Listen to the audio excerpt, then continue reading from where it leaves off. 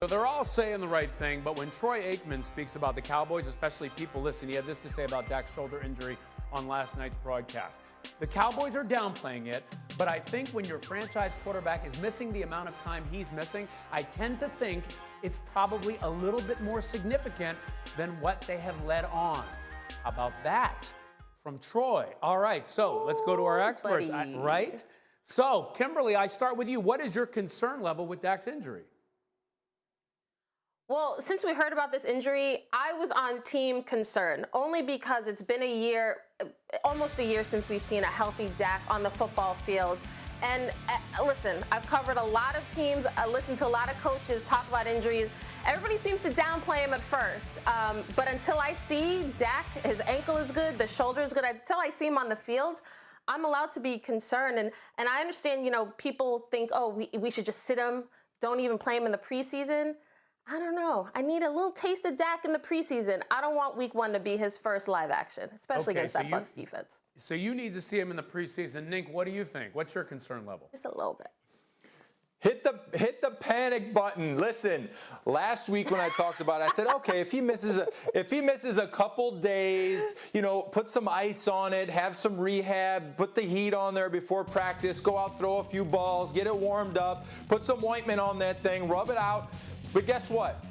Now it's a week later, and I would be a little bit nervous at this point because the fate of your football team relies on that healthy shoulder or unhealthy shoulder. So for me, I'm a little bit concerned here.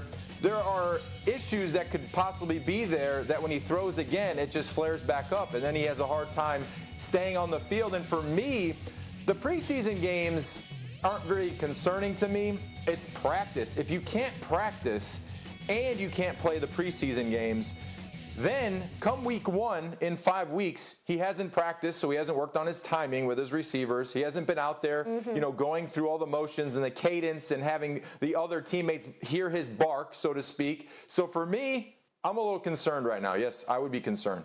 Yeah, and look, Woody, I know we're talking about practice, right? It's practice, not a game, but practice. But this case, it's important. Absolutely, because you're talking about chemistry. Okay, the only way you get better in football is by going out there and practicing. And as a quarterback, you want to be on the same page with all those skill guys you talk about. We've heard about CeeDee Lamb and how spectacular he's been in camp, and Michael Gallup and Amari Cooper. Well, your starting quarterback is missing huge chunks of time. They've essentially shut him down. Okay, you can't make up those reps. So if we're talking about Dak Prescott coming back closer to week 1. Man, that's going to put the Dallas Cowboys in a precarious situation because who knows if those guys are going to be on the same, in sync come week 1. So I'm nervous about this situation. And we know as Dak goes, so go these Cowboys. Thank you for watching ESPN on YouTube. For live streaming sports and premium content, subscribe to ESPN+.